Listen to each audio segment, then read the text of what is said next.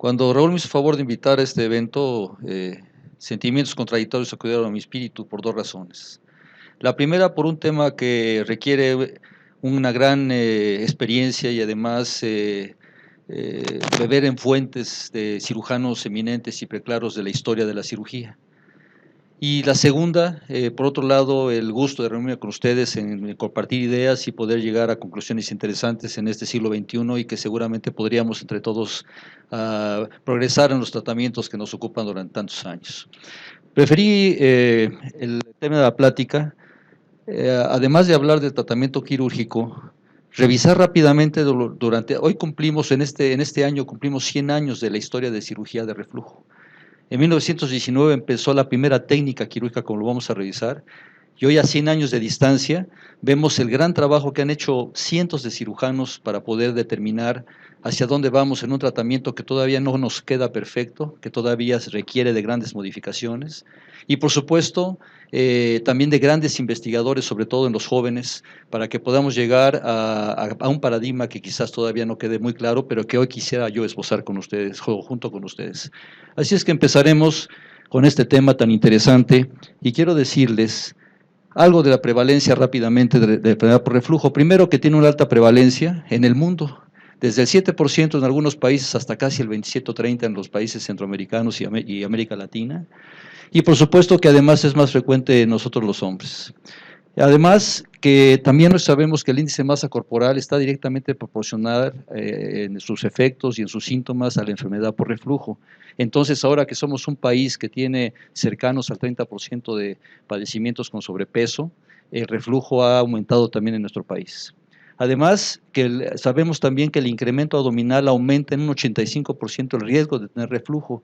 Y además sabemos que eso está demostrado ahora, inclusive genéticamente, por algunos factores que vamos a ver más adelante, que la obesidad incrementa el riesgo de padecer esófago de Barrett o el adenocarcinoma de la unión esofagogástrica. Este es el trabajo original del doctor Angelo Soresi, italiano, nacido en Milán, médico militar, y que publicó por primera vez en 1919 en Nueva York, donde se fue a trabajar más adelante, un trabajo muy interesante respecto a. Todavía no existía el concepto de hernia yatal en aquella época, sin embargo, él determinó el concepto como una hernia diafragmática. Ya ahorita vamos a ver más adelante cómo muchos cirujanos y expertos en investigación de aquella época estudiaban esto en cadáveres, porque no había forma de estudiarlo en los seres humanos vivos. Pero él puso el diagnóstico, además de una frecuencia que no te quedaba muy clara, pero además él propuso por primera vez una cura radical. Y leyendo este trabajo, me llamó la atención que la cura radical de 1919, con variantes significativas en posicionamiento anatómico, en el liberar tensión, como lo vamos a ver y demás, no difiere mucho de hace 100 años a lo que estamos haciendo hoy. Por eso la invitación a pasar a nuevos temas, a ver qué les parece. Entonces, bienvenido Soresi por este asunto. Y bueno, rápidamente, la descripción de las hernias diafragmáticas, traumáticas o congénitas fueron descritas por todos ellos de 1579 con Ambrose Paré, hasta por supuesto nombres que ustedes conocen, hasta el maestro Cooper en las hernias inguinales. Él también abordaba el diafragma para poder investigar en cadáveres todos ellos, y muchos de ellos dieron su nombre a las hernias que hoy conocemos sobre todo como congénitas, y ya no digamos las diafragmáticas. También, antes del siglo XX, tenemos al doctor Villar, que por primera vez describió el primer caso de esofagitis como tal, y además el doctor Budrich hizo una revisión de 250 años, desde 1610 a 1846, hablando de defectos diafragmáticos y preguntándose cuál era su origen y además cómo se podía revisar. Lo interesante es que en 250 años solamente se habían descrito 88 casos. Además, el conocido por todos nosotros de la literatura, el doctor Rokitansky, hizo una relación de la enfermedad por reflujo como realmente una causa de esofagitis, y el doctor Alberto Moser hizo el primer estudio contrastado, curiosamente también en un cadáver con cápsulas de bismuto, para poder confirmar que los pacientes tenían pues una migración del estómago a un lugar donde a la anatomía normal parecía ser que no debería estar ahí. Ya en la primera mitad del siglo XX, el doctor Hirsch hizo el primer diagnóstico de hernia natal por rayos X, y aquí ya utilizó bario, a diferencia de Alejandro, que hacía estas actividades todavía con bismuto. Y bueno, el doctor Tilseston identificó los síntomas típicos de la esofagitis péptica. Ángelo Lloresi, que ya lo mencionamos, describe por primera vez un tratamiento quirúrgico de hernia hiatal con algunos fijación a los elementos del diafragma, a hacer un elemento que aumentara la presión, plicatura del saco, él no lo resecaba, en fin, datos que ahorita vamos a ver con más detalle.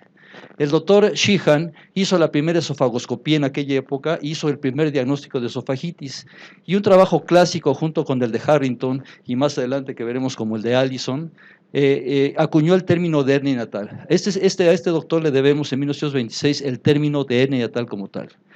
Llama la atención que Stuart Harrington hizo un enfoque ya dirigido a corregir el defecto de la hernia natal.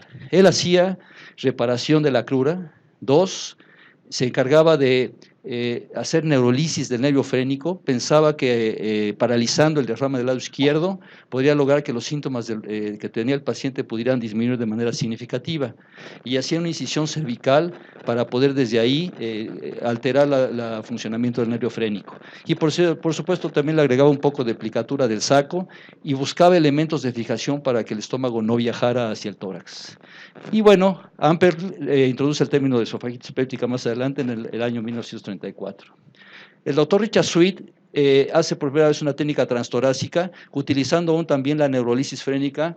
No encontré el por qué ellos consideraban que esto podría ayudar. Sin embargo, obviamente, seguramente se debía a que la presión negativa del diafragma tenía que ver con la migración o los síntomas de reflujo, y sabemos que la diferencia entre la presión positiva del abdomen y la presión negativa del tórax favorece el reflujo. Entonces yo quizás pudiera ser que de una manera empírica ellos trataran de hacer esta diferenciación. Trabajo clásico del doctor Boerema, donde él hizo un reposicionamiento del estómago intradiafragmático y además fijó por primera vez la curvatura menor a la pared anterior del diafragma. Es un trabajo clásico que seguramente todos hemos leído. Un trabajo muy interesante es el de Rudolf Nissen, que por serendipia descubre que la funduplicación que él hacía, años después el paciente no tenía reflujo. Se trata de un paciente que él operó en 1936, tenía un tumor en la unión esofagogástrica, se la quita, le hace una resección esofagogástrica y él protegió, hacía una técnica de Witzel, canalizando el esófago dentro de la pared anterior del estómago y con técnica de Witzel envolver el esófago con el estómago. Esa es la técnica original de Rudolf Nissen. No hacía ninguna fijación a los elementos del diafragma. Y entonces él se da cuenta cuando vuelve a ver al paciente años después, en 1955, que el paciente no tenía reflujo. Le llamó la atención y en 1956 publica su trabajo conocido por todos nosotros, se conoce como la funduplicación completa de 360 grados, que ha sufrido modificaciones que hemos hecho todos los que estamos aquí, hemos hecho nuestras modificaciones personales, con o sin justificación, y tenemos, pues bueno, funduplicaciones completas ahora con muchas variantes que son prácticamente infinitas. El doctor Collis por primera vez hace la creación de un neoesófago, en el que en los esófagos cortos o acortados, cuando no se disecaba completamente el tercio medio e inferior del esófago, quedaba cortado y entonces le quedaba la unión por arriba del diafragma. Entonces le hacía un neoesófago haciendo un corte sobre el estómago para alargar el tubo esofágico y de esa manera con estómago crear un neoesófago. Y junto con el doctor más adelante con el doctor Barrett, hace una asociación y funduplica posteriormente esta técnica para ayudar a que el paciente no tuviera reflujo. El doctor Dorr hace una funduplicación anterior de 180 grados en el año de 1962, publica algo así como 3 o 4 casos al respecto y después hace una publicación mayor de 100 casos y se da cuenta que también funcionaba para el reflujo, aunque con tan poca funduplicación la presión que lograba era poca y los pacientes recidían de una manera significativa, pero bueno, funcionaba y esta funduplicación, como todos ustedes conocen, es anterior.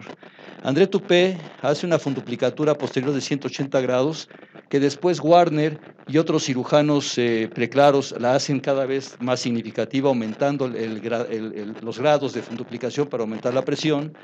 Y bueno, curiosamente André Tupé lo hizo en 4 cadáveres. No trabajó con humanos vivos y eso fue motivo de cuando presentó su trabajo fuera un desagrado para todos los cirujanos, fue sumamente criticado por este trabajo que no le veía ni pies ni cabeza desde el punto de vista científico. Sin embargo, hoy hacemos Tupé con un trabajo basado en 4 cadáveres. Lucio, bueno, Ronald Belzer, que todos también conocemos, la técnica de Belzer Mark IV, dice Mark IV porque es el nombre de uno de sus hijos, Mark, y que además lo modificó 4 veces, aumentando el grado de funduplicación hasta llegar a 270, que era donde él consideró que el reflujo se podía contener de manera significativa. Eso lo hizo el doctor Belzer en 1967, y Lucius Hill, que también conocemos todos nosotros, incorporó a estas técnicas la fijación de la curvatura menor al ligamento arcuato en la parte posterior del tórax, que era más cómodo que pegarlo a la parte anterior, y que lograba, manteniendo la unidad esofagástrica debajo del diafragma, elementos antirreflujo de manera significativa. Norman Barrett acuñó por primera vez el término de incompetencia y propone que a esas alteraciones diafragmáticas que ocurrían y deslizamiento del tórax, del estómago y el esófago al tórax, se reconstruyera eso y de esa manera se dejara como anatómicamente tiene que ir. Y bueno, Donahue en el 77 a estas circunstancias le agrega el concepto de floppy a una técnica de Nissen, utilizando una bujía generalmente entre el 45 y 58, algunos médicos usan 60, y esto pues proponía que de esta manera la funduplicación quedara lo suficientemente floja como para evitar que el paciente tuviera disfagia. Como ustedes saben, las técnicas de funduplicación completa generalmente producen dificultades al paso del alimento, aunque esto es temporal, y también después mucha dificultad para poder vomitar y mucha dificultad para poder eructar, que ese es, digamos, el defecto de la técnica completa. Y las otras técnicas, aunque quizás pudieran durar un poco menos, no adolecen de esta falla técnica. Orringer introduce el concepto de una funduplicación completa al neoesófago que el doctor Collis ya hacía, y en el 86 Ton de Mister perfecciona la técnica de Nissen, fijándola correctamente al diafragma para que de esa manera no migrara al tórax. D'Alemagne, que también tuvimos ya asistir a estos avances hace algunos años, cuando la cirugía endoscópica empezaba a nacer un año después, hace la primera técnica de Nissen por invasión mínima, y el doctor Miot hace una comparación entre Nissen y una prótesis que en los años 60 el doctor italiano Ángel Schick proponía para aumentar la presión manométrica en la unión esofagogástrica. En el 96 el doctor Swanstrom encuentra que los pacientes que eran operados con cirugía de invasión mínima tenían más disfagia que aquellos que se operaban por técnica abierta, y entonces empieza a darse cuenta que era muy importante que los cirujanos, lo mismo que hacían con técnica abierta, lo hicieran con técnica de invasión mínima, porque por las dificultades técnicas o la falta de experiencia, modificaban la técnica para tratar de hacer una funduplicación como podían, pero los pacientes terminaban con disfagia. Y entonces esto lo pudo demostrar bien Swanson en su trabajo junto con el doctor Hunter. Watson, él introduce también y aborda muchas funduplicaciones anteriores, desde 180 grados hasta 220 grados, médico australiano, y se encargó de establecer que para poder operar bien invasión mínima se tenía que cumplir con una curva de aprendizaje. Sin esa curva de aprendizaje no podíamos hacer bien una buena técnica quirúrgica. Y bueno, Griffith Pearson introduce, así como en el caso de Mister y de Orringer, introduce en lugar de un Nissen, un Belzer, da una técnica de Collis para poder hacer un neosófago, y de esa manera tuviéramos una funduplicación por debajo del diafragma.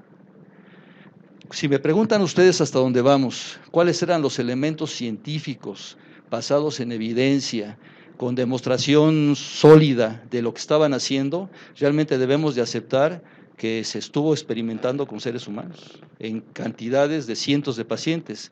Y esto no sé si deba de ser no criticable, porque debo de aceptar con humildad que todos mis compañeros que tenemos ya peinamos canas, que somos menos jóvenes que ustedes, también lo hemos hecho. También hemos hecho modificaciones, con o sin justificación, además, pero con algo muy importante, con el mejor deseo de obtener mejores resultados. De otra manera, ¿cómo podríamos experimentar en cadáveres o en animales que nada se parecen a los seres humanos? Hay precios en todo, y tenemos que aceptar esas circunstancias. El doctor Watson también encontró en bueno, ya para los años 2000, que ya estamos hablando del siglo XXI, ya los trabajos ya no eran cualquier trabajo, ya los trabajos ya eran ensayos clínicos controlados, que ya implicaba después poder hacer una revisión sistemática o un metaanálisis con trabajos sólidos que nos permitieran llegar a mejores conclusiones. Y entonces esto inmediatamente da un un impulso a la ciencia quirúrgica para que hiciéramos mejor las cosas de como se estuvieran haciendo 80 años antes.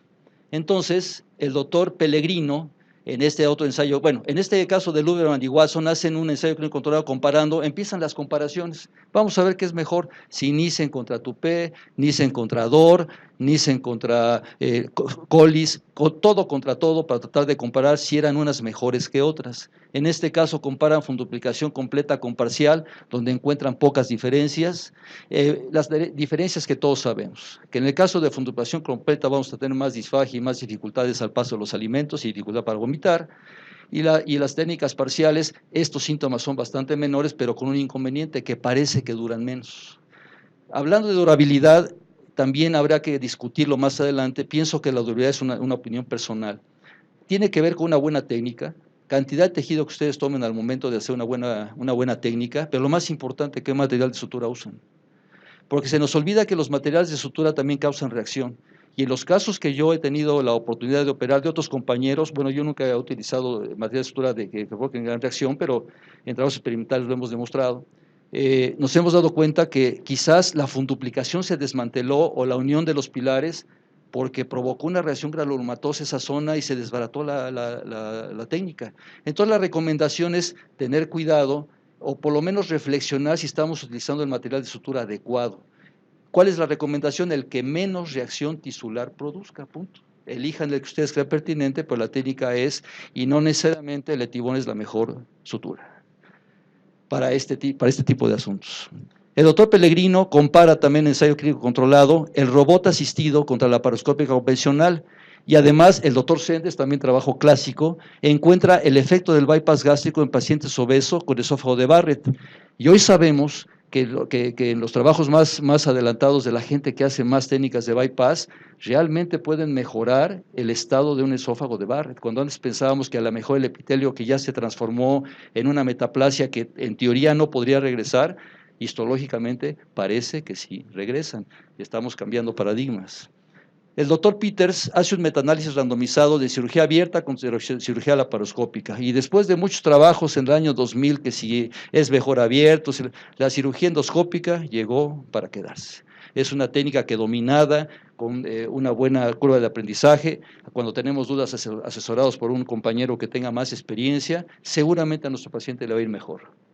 Claro que eso no quiere decir que nunca operemos un paciente abierto. Habrá casos que así lo necesiten, sobre todo las reoperaciones, o los casos en los que el grado de dificultad durante la cirugía endoscópica hay necesidad de cambiar a técnica abierta. Lo más importante es el paciente, y no convertir a un paciente cuando ya está sangrando, cuando ya llevan 4 horas de cirugía y cuando debieron de haberlo cambiado oportunamente. Entonces, eso quedó para quedarse. Galmich, en este otro ensayo clínico controlado, compara la cirugía antirreflujo contra el omeprazol en un trabajo muy interesante que se denominó Lotus. En el año del año 2011 hubo en 1996 hubo un intento de hacer eso también, pero no estaba tan bien dirigido desde el punto de vista de diseño de trabajo. Y bueno, llegaron a la conclusión que finalmente costo, calidad y costo-beneficio para la remisión de los síntomas y el costo final del paciente era mejor operarlos. Hay un trabajo que nosotros hicimos en el 2012 relacionado con una esofagopexia posterior de funduplicación con una técnica de 270 grados anterior, 10 años de experiencia con buenos resultados. Tujera por primera vez publica el uso de la radiofrecuencia con la tecnología de Stretta. Entonces encontró que se podía aumentar la presión manométrica en esa zona, pero había un problema delicado, que la cicatriz que dejaba la radiofrecuencia o que sigue dejando puede dejar secuelas en el paciente que no siempre son deseables. Eso no quiere decir que debamos de abandonar el Stretta. Yo creo que debe de mejorar la tecnología con la cual se hace la radiofrecuencia, que es diferente. O sea, el principio creo que es válido. Y bueno, aquí tenemos en el 2016 de Scots, de terapia por estimulación eléctrica, un aparato que se llama Endosmith, que vamos a ver ahorita, lo que estamos haciendo nosotros, que es aumento de la presión manométrica con células progenitoras para aumentar la presión manométrica en esta zona. Y por supuesto, hoy sabemos una cosa muy importante, que la genética tiene que ver también en la enfermedad por reflujo. Dependiendo de cierto tipo de genes que tengamos, que vamos a revisar ahorita, podríamos ser predispuestos a padecer reflujo, a tener enfermedad por reflujo o inclusive a padecer esófago de Barrett, incluso a padecer adenocarcinoma en esa zona. En el 2017, el doctor Rox, en este otro ensayo clínico controlado, comparó 270 contra las anteriores, con los cambios que todos conocemos. Creo que ya debemos de dejar de hacer trabajos comparativos cuyo resultado ya conocemos y mejor hagamos trabajos nuevos que nos lleven a nuevos horizontes. Warren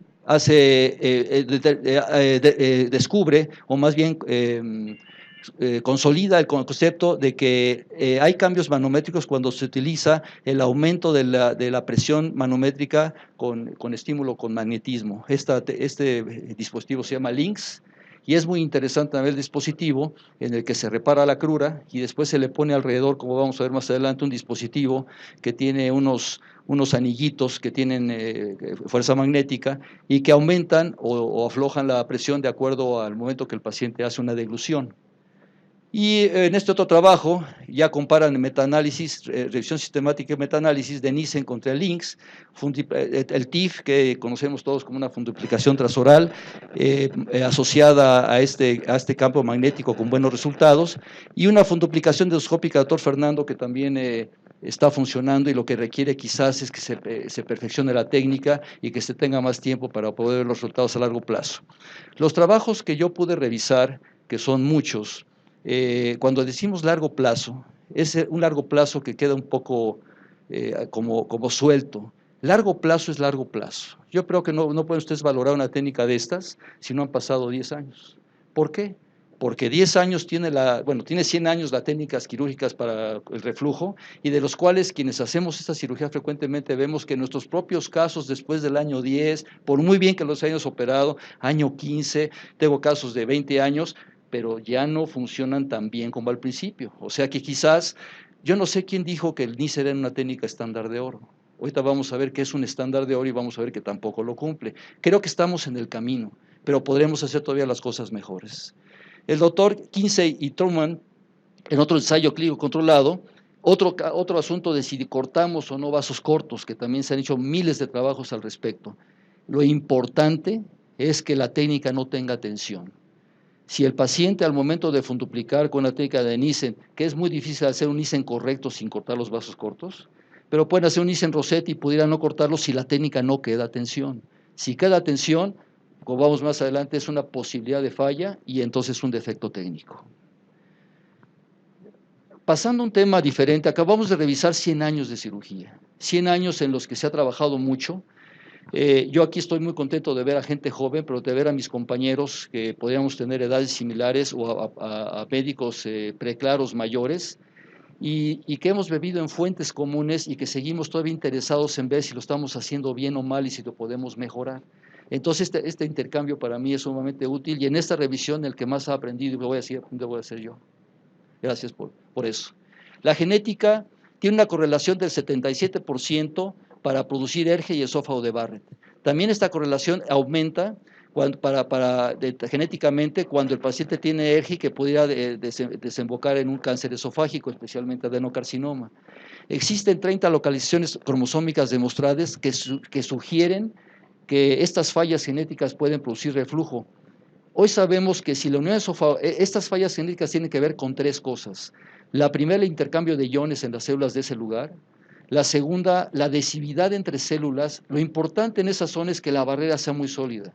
Si hay grietas en esa barrera y está a nivel celular, el paciente se va a ulcerar y va a tener esofagitis. Si no hay grieta, porque su genética no tiene estos genes activos, el paciente no va a tener esofagitis, y son los clásicos pacientes que tienen hernia yatal y que tienen síntomas pero no están erosionados.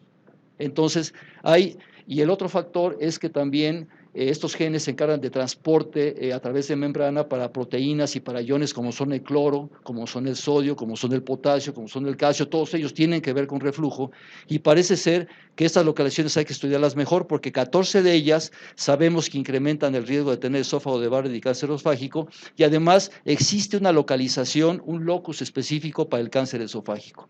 Aquí están las más importantes, pero esta especialmente, el Adams 17, es la que si la tenemos presente y está activa, Es muy posible que estas tres posibilidades de falla genética para la barrera, que significa adhesividad entre células, intercambio de iones y intercambio a través de membrana de lo que acabamos de mencionar, vamos a tener daño en la zona y podemos tener esofagitis, erosión, úlcera, esófago de Barrett o cáncer gástrico. Estos son los aparatos que les acabo de mencionar porque este es el electroestimulador que se colocan por vía laparoscópica. Me llamó la atención, están ya es un trabajo multicéntrico prospectivo que empezó en el 2016 y se acaba en el 2021. Me dio mucho gusto, hablé en la tarde con David Aguirre, que en Monterrey está haciendo estas cosas. Me dio mucho gusto ver un médico joven trabajando en estas cosas con una visión, el deseo de encontrar la verdad o de encontrar algo nuevo que sea más cómodo para nuestros pacientes y que tenga mejores resultados. Entonces se coloca el electroestimulador en la piel como colocábamos el de la banda gástrica, muy parecido. Se colocan dos electroestimuladores, es un sistema eléctrico bipolar y es una especie de marcapaso, que cada que deglute el paciente hay una estimulación y entonces hay contracción cuando los músculos en esta zona están íntegros. Aquí tenemos la técnica de Stretta, donde por radiofrecuencia lo que se hace es crear una especie de fibrosis en la zona y esto permite que aumente la presión manométrica, pero por fibrosis en esta zona. Y esta es la técnica del aumento por este dispositivo LINX, que es un dispositivo con electromagnetismo que permite aumentar la presión en esta zona. Cuando viene la declusión, este aparato cede, abre un poco, pasa el alimento y vuelve a cerrar. Entonces me parece interesante la técnica, lo están haciendo en algunas partes del mundo y falta todavía que el tiempo determine si esto podría sustituir a las funduplicaciones. ¿Cómo está entonces después de todo esto el concepto? En primer lugar, que sabemos que es una enfermedad de una naturaleza altamente heterogénea. El reflujo es muy difícil estudiarlo y la clave de éxito va a radicar en que también diagnosticamos a nuestros pacientes y no operemos agruras, sino operemos pacientes que realmente requieren una técnica antirreflujo o reparación de la parte que está defectuosa para evitarle que tenga esofagitis péptica, esófago de Barrett o un adenocarcinoma, simplemente para que tenga calidad de vida, pero debemos de demostrarlo. La siguiente es que tenemos en nuestro arsenal diagnóstico una multiplicidad de pruebas infinitas, que si no sabemos usarlas apropiadamente, va a encarecer el estudio preoperatorio del paciente, y yo creo que estas pruebas como la impedancia o los estudios manométricos sofisticados están para esos pacientes de difícil diagnóstico, pero hay pacientes que una pachimetría, la clínica, un trago de bario, y la clínica, sobre todo, la clínica, seguramente el paciente, vamos a tener un buen diagnóstico y entonces vamos a poder hacer un tratamiento correcto, que puede ser médico o puede ser quirúrgico con cualquiera de sus variantes. Además, tenemos infinidad de tratamientos, ya los vimos, pero es importante que debemos de mejorar el estilo de vida. Existe el tratamiento farmacológico que puede ser tan bueno como el quirúrgico, el problema es que el paciente está tomando medicina toda su vida. Hay tratamientos endoscópicos, como ya vimos, y el tratamiento quirúrgico que sigue teniendo modificaciones. Además, ya vimos que tiene presencia los factores genéticos, que vimos que el índice de masa corporal afecta el resultado diagnóstico y terapéutico, y además que no tenemos un estándar de oro para el manejo del reflujo, si no, no habría tantas técnicas, habría una, y con esa todos resolveríamos el problema. Y bueno, una necesidad de algoritmos multidimensionales diagnósticos y terapéuticos para poder hacer un buen diagnóstico y una buena selección terapéutica, que hoy les voy a hacer una propuesta al final. Tenemos además como indicaciones del tratamiento quirúrgico los que son factores esofágicos, que son estos nada más para operar a un paciente. Tiene esto un nivel de evidencia 1A y un grado de recomendación, un nivel de evidencia 1 y un grado de recomendación A. Recidiva la suspensión del tratamiento médico óptico. No dije falla al tratamiento médico, porque un paciente que tiene falla tampoco va a mejorar el tratamiento quirúrgico, porque los principios que están provocando el reflujo deben de ser otros entonces. Entonces, recidiva, si trata de el tratamiento responde bien, suspense el tratamiento y recae. Ese paciente pudiera ser quirúrgico. No aceptación de la terapia médica, el paciente está harto de tomar medicinas. Doctor, ya tengo 10 años tomando medicinas y ya, opéreme, perfecto.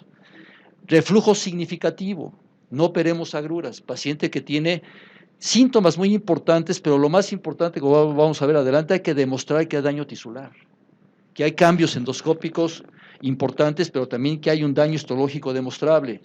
Hoy en día eso es un nivel de evidencia 1, recomendación A, y si estamos teniendo pacientes que no podemos demostrar eso, estamos operando a lo mejor pacientes que no ameritan operarse. Bueno, perdón, voy a adelantarme otra vez. Ahora, esofagitis severa también demostrada por endoscopía, que tenga reflujo negativo y además, si tiene esófago de Barrett, yo entiendo que los medicamentos pueden aliviarlo, pero este paciente con esófago de Barrett va a tener una probabilidad o una incidencia mayor de padecer un adenocarcinoma. No estoy diciendo que todos los Barrett evolucionen a cáncer, es algo así como el 3%, pero si yo fuera el paciente, no quisiera tener ni siquiera esa posibilidad y sabiendo que tengo aquí amigos que me podrían operar, entonces, por favor, opérenme y resuélvanme el asunto y deje de tomar medicinas. Muy bien. Ahora, hablando de áreas extraesofágicas, tenemos todas estas que también son indicaciones quirúrgicas. Todos estos pacientes pueden broncoaspirar, todos ellos. Tos, ronquera, laringitis, asma nocturno, sibilancias, broncoaspiración, bronquitis crónica, estenosis subglótica secundaria a todo esto, que algunas veces le han puesto idiopática, pero no, yo creo que puede ser por reflujo, y que puede desencadenar en cáncer laringio. ¿Cuántos pacientes no tienen erosión dental por reflujo? Y además, algo muy importante, hay pacientes que la dismotilidad no los deja en paz, y eso no quiere decir que no sean quirúrgicos, nada más hay que elegir la técnica adecuada, si es que es un paciente quirúrgico. La evaluación diagnóstica entonces es fundamental para llegar a una buena decisión, se opera o no se opera, con la técnica que ustedes decidan de acuerdo a los elementos que vamos a ver ahorita, donde tiene que ver mucho la experiencia. Una evaluación clínica exhaustiva, interrogatorio exhaustivo, estilo de vida, qué le molesta, si el paciente le gusta comer, si haciendo dietas no es feliz, todas esas cosas tenemos que saberlas para saber qué le vamos a ofrecer al paciente. Siempre hay que hacer una endoscopía superior para dos cosas, demostrar que existe reflujo, o incompetencia cardioyatal o hernia yatal, y tres, que haya daño en el tejido demostrado por histopatología. Obviamente tenemos la pachimetría, tenemos la impedancia, tenemos la manometría de alta resolución, que son, creo, para los casos más complejos, quizás a excepción de la pachimetría, que podríamos sí determinar si efectivamente esos síntomas que tiene el paciente obedecen a reflujo, ¿verdad? No estaría de más hacer este caso al paciente, pero los demás los dejaría yo para esos pacientes cuyo diagnóstico no nos queda claro. Evaluación radiológica endoscópica, porque además a veces pensamos que ya el trago de bario, la esofagograma quedó en la historia desde 1920, ¿no? Porque ¿qué tal si tiene un esófago cortado o tiene, aunque no he podido encontrar algo que demuestre que existe el esófago corto? Yo creo que más bien existen esófagos acortados, que si el cirujano lo encuentra que no baja el diafragma, no tiene más que despegarlo hasta el esófago, hasta evitar el esófago y baja siempre la unidad esofágica. Son esófagos acortados y no encontré en toda la literatura con nivel de evidencia que el esófago corto sea una razón para operar a un paciente por reflujo. Más bien puede ser acortados por el reflujo que tiene. Y bueno, el grado y tipo de herniación yatal, que hoy sabemos que hay 3, y las pruebas de vaciamiento gástrico, que obviamente un vaciamiento gástrico deficiente puede favorecer reflujo significativo. ¿Qué afecta a la evaluación diagnóstica? Si el cirujano no tiene experiencia interrogando a su paciente y haciendo una buena historia clínica, y después no tiene experiencia en interpretar los resultados que le están dando, entonces va a haber un error en la evaluación diagnóstica y por lo tanto un error en la terapéutica. La experiencia, por lo tanto, de nada sirve la medicina basada en evidencia si no tenemos atrás de nosotros la experiencia. Van de la mano y con la experiencia uno aplica la medicina basada en evidencias y llegamos a mejores conclusiones. La inexperiencia, desconocimiento de la fisiología de la barrera antirreflujo, error en la interpretación del observador. Si el que está haciendo la pH-metría, la manometría, el esofagograma, me ha tocado en el ultrasonido, en pacientes que interpretan ahora resulta que dependemos en los seguros, que una tomografía nos diga que el paciente tiene apendicitis y sea demostrable, y si el doctor radiólogo no me demuestra eso, yo tengo un problema, aunque tenga toda la clínica para decir, y tiene leucocitosis y demás, para que decir que tiene apendicitis.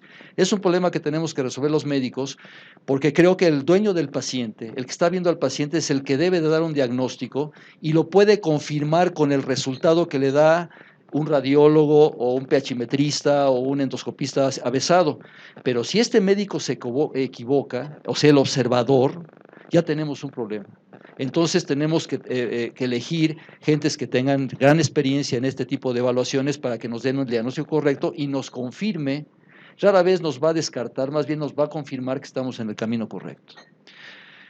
Es muy importante también como factor que afecta la eficacia del diagnóstico, el desconocimiento de cómo funciona el reflujo, pero centrado en el paciente, no cómo funciona para mí. sino cómo funciona el reflujo para el paciente y en qué condiciones, cuándo es cuando tiene reflujo. Y además, esto nos obliga a que si no conocemos esto, empezamos a pedir todas las pruebas habidas por haber antes de operarlo y eso crea un gran costo. Además, que las pruebas diagnósticas no son estandarizadas, las pruebas diagnósticas son individualizadas. O sea, cada paciente debe requerir un grupo de pruebas diagnósticas, además de una buena historia clínica, y en base a eso decidir si estamos correctos en el diagnóstico. Y además, bueno, debo de decirlo con pena, que a veces hay limitaciones conceptuales en el cirujano y pues va a tener una falla diagnóstica, ¿no? ¿Qué fundamentos requiere una buena técnica quirúrgica, jóvenes? Si una técnica quirúrgica para reflujo, y mis compañeros que están aquí no me dejan mentir, no reúne esto, van a tener falla. La primera es que tenemos que restaurar la anatomía cardioyatal. Todos los trabajos, desde Soresi, que ya reparaba, de hace 100 años, reparaba la crura, una técnica cuando tiene el paciente yatal, tiene abierto el hiato y no lo reparan, el paciente va a fracasar en el tiempo. Así es que, por favor, la técnica que se les dé la gana, para aumentar la presión manométrica, de mediana presión, de 300 grados, la que quieran, pero reparen su crura y no se trata de estrangularla, se trata de que esté bien calibrada para que el paciente no tenga disfagia o que no quede deficiente de todas maneras, aunque la hayan reparado. Garantizar permanencia de la unión esofagogástrica por debajo del diafragma. Si la técnica que elijan no usan procedimientos de fijación por abajo del diafragma, esa técnica va a migrar. Y si hacen un Nissen, por favor, el Nissen es estómago, esófago, estómago. No, yo he visto técnica de estómago, estómago, y después, ¿qué les va a pasar? Se migra el estómago por el medio de la funduplicación. La técnica correcta es tomar esos elementos. Y bueno, la disección esofágica suficiente de un esófago cortado. Los pacientes que hemos operado, que no son pocos, a todos les hacemos disecciones suficientes para que la unión me quede por abajo del diafragma y en todas se puede, en todas. Entonces, si tenemos que irnos hasta el callado nos vamos por vía endoscópica. Se puede con una lente de 30 grados, pero nada más hagan una buena disección. No nada más medio separen, como queda, y ahí funduplican. Así se vuelve muy difícil, la funduplicación va a quedar toda constreñida en el pequeño espacio que disecaron. Deben de desmantelar el hiato y volverlo a armar, ¿de acuerdo? Que la técnica, como decía Halstead, también a principios del siglo XX, técnica sin tensión, con material de sutura que provoque la menor rechazo posible. Y bueno, finalmente un mecanismo que aumenta la presión manométrica en la unidad esofagogástrica, que ya los vimos todos, inclusive los nuevos, si quieren poner ahí magnetismo, si quieren poner electroestimulación, si quieren hacer una técnica endoscópica de mediana presión, de alta presión, la que quieran. Estos son los elementos fundamentales para una buena técnica quirúrgica, la que ustedes decidan. Y bueno, ¿qué factores van a afectar esta eficacia? Otra vez la inexperiencia, que uno tenga resistencia al cambio terapéutico, que entendamos que hay maneras más modernas de resolver un problema y que debemos de conocerla. Yo no estoy de acuerdo en que la técnica que se haga es la que el cirujano sabe hacer. El cirujano debe de hacer todas, un buen cirujano debe entrenarse en todas y hacer la que el paciente necesita, porque el tratamiento debe ser centrado en el paciente, no en mí. Si yo no sé hacer una técnica, me asesoro con alguien que la sabe hacer, oye, quiero aprender, y este paciente necesita un ICE, este paciente necesita un tupé, este paciente necesita la que ustedes quieran, pero es la que el paciente necesita, no la que el cirujano se sabe. Y esto lo he escuchado por cirujanos eminentes en las conferencias a las que he tenido el gusto de asistir. Además, las técnicas son estandarizadas y no individualizadas, como lo he mencionado. Otra vez, limitaciones conceptuales y además algo muy importante, que el cirujano tenga limitaciones en la competencia quirúrgica, que le faltan habilidades. Soy perito en cirugía. Me toca desafortunadamente evaluar casos muy complejos donde veo el video de un cirujano que yo sé que lo trató de hacer de la mejor manera, pero uno ve lo que está haciendo y que pasan los minutos y los 30 minutos y la hora y no ha pasado de ciertas disecciones elementales y me empiezo yo a angustiar sin tener que ver en el caso porque veo aquí va a haber un error y como sucede, perfora el esófago, perfora el estómago, perfora el diafragma y se vuelve un desastre. Entonces, tenemos que saber que somos sujetos todo el tiempo a estrés y a riesgo y tenemos la obligación de permanecer actualizados y todo el tiempo estar perfeccionando nuestras técnicas terapéuticas, jóvenes, por favor. Este es el primer algoritmo que les quiero proponer. No lo inventé yo. El doctor Trafodopoulos lo pone en un manejo que propone para el siglo XXI y que está publicado en las enfermedades del esófago en el 2017. Primero, hacer un diagnóstico preciso. Segundo, al paciente explicar y tranquilizar y educarlo respecto a la naturaleza de su problema para que juntos elijan el tratamiento que más le conviene al paciente. Además, que para todo esto el paciente debe de tener dieta, estilo de vida y control de su peso. Si no, puede echar a perder su tratamiento, el que ustedes le ofrezcan, sea médico o sea quirúrgico. La terapéutica debe de ser, el target, como dicen los americanos, debe de ser precisa. ¿Qué diferencia hay entre exactitud y precisión? ¿Somos exactos o somos precisos? No es lo mismo. ¿Alguien quiere dar alguna idea? ¿Se acuerdan ahora que estuvieron los Panamericanos y cuando fueron las Olimpiadas? Me encanta ver eso cuando las muchachas están tirando el arco, ¿no? Ser preciso significa darle a la diana. Ser exacto es darle en el centro. Sería inadecuado de mi parte decir que yo soy exacto. O sea, soy preciso. No lo hago mal, lo hago bien, pero hay casos que me quedan exactos y otros no tan bien. Soy humano y tengo cierto margen de falla y puedo tenerla, pero hay que por lo menos ser precisos, hay que darle a la diana. Entonces, por eso puse humildemente terapéutica precisa, no puse exacta, porque solamente son para las gentes perfectas. Y por supuesto, tener en la bolsa un tratamiento para aquella enfermedad refractaria que a pesar del tratamiento que ya utilizaron, no le vaya bien y necesite algo más. Este seguimiento va en este orden y esto va a permitir seguramente que su paciente que tiene una enfermedad por reflujo tenga un cuidado óptimo de la misma. Después, si nosotros tomamos en cuenta esta otra gráfica en las que los factores que afectan la severidad del alergia son todos estos, divididos en tres: efectos de la enfermedad entre síntomas y calidad de vida, el impacto de estos síntomas sobre los órganos y el curso de la enfermedad. Analizando cada uno de ellos, tenemos que dentro de los síntomas y calidad de vida la severidad va a depender de la frecuencia y grado de gravedad de la quemadura, regurgitación, disfagia, etcétera. Que el paciente tenga o no síntomas extraesofágicos y además que tenga interferencia con la actividad diaria o el sueño. Eso ya habla de que ese paciente no es feliz. Segundo, que en el aspecto orgánico tenga anemia, úlcera esofágica, friabilidad epitelial, que tenga una motilidad esofágica inefectiva o que peor tenga adenocarcinoma o un esófago de Barrett. Y además que en el curso de la enfermedad implique muchas visitas o que inclusive el paciente se tenga que hospitalizar para sentirse bien, que haya tenido sangrado, estenosis, esófago de Barrett, displasia o adenocarcinoma, a eso ya ni digamos, que no responda a la antibiótica con PPI o más bien que responda parcialmente o no muy bien. Esos son casos que hay que poner atención. Y además que el paciente puede tener síndrome posfundoplicatura, que quienes hacemos técnicas de fundoplicación, la que sea, sabemos que vamos a tener complicaciones posoperatorias varias y que hay que estar con el paciente cercano para resolvérselas. Y además, si tiene esófago cortado y si tiene NEIA tal. Entonces, efectos de la enfermedad, impacto orgánico y el curso de la enfermedad van a afectar, por supuesto, la enfermedad por reflujo. El algoritmo para tratamiento es, si tengo un diagnóstico de ERGE, demostrado endoscópico e histológico, tengo que tener evaluación de la severidad de la enfermedad, curso de la enfermedad y riesgo de neoplasia. Si evalúo la severidad, identifico con lo que vimos anteriormente si es de bajo o alto riesgo. Y entonces decido si continúo con el tratamiento que tiene continuo, o lo hago a demanda, o lo refuerzo, o lo hago piramidal, ya sea hacia arriba o hacia abajo, de acuerdo a cómo vaya el paciente los síntomas. Y eso me va a dar un tratamiento preciso y el paciente requiere de vigilancia estrecha.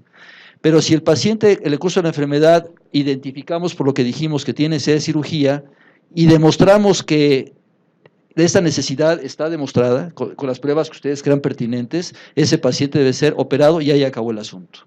Pero además, si tiene riesgo de neoplasia, requiere una necesidad de erradicación endoscópica y para eso, utilizando biomarcadores para displasia, el tratamiento que requiera, que en este caso, antes usábamos resecciones para hacer esto, pero como los diagnósticos ahora son más tempranos, generalmente se hace mucosectomía o ablación del tejido afectado y resuelve el esófago de Barrett. Los objetivos del tratamiento quirúrgico, del tratamiento de la enfermedad, están centrados en dos conceptos: en el paciente y en el tejido que estamos estudiando. El paciente, para que se solucionen sus síntomas que tiene y se evalúan los resultados a los 2 meses y después cada 6 o 12 meses después de haberlos resuelto. Ese paciente va a estar con nosotros todo el tiempo, porque al tener un defecto diafragmático seguramente si suspende la medicación, va a recidivar. Y además vamos a demostrarlo con cómo va el tejido. Endoscopía y biopsias después del tratamiento, con regularidad, buscando no úlceras de inyecciones, que no tenga varices y que no tenga estenosis. Y además, la histología va a ser nuestro marcador del efecto terapéutico que va a determinar grados de inflamación o riesgo de cáncer. Así están las cosas y eso es lo que debemos tomar en cuenta en los objetivos del tratamiento clínico del reflujo.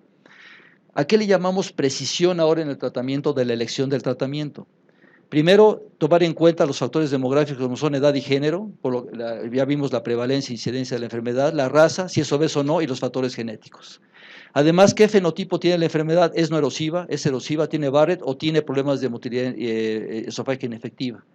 Si la prioridad de los tratamientos va en este orden, primero, inhibidores de bomba, receptores antagonistas H2, ahora hay un trabajo por ahí, o una noticia de que la ranitidina tiene una nitrosamina que produce cáncer.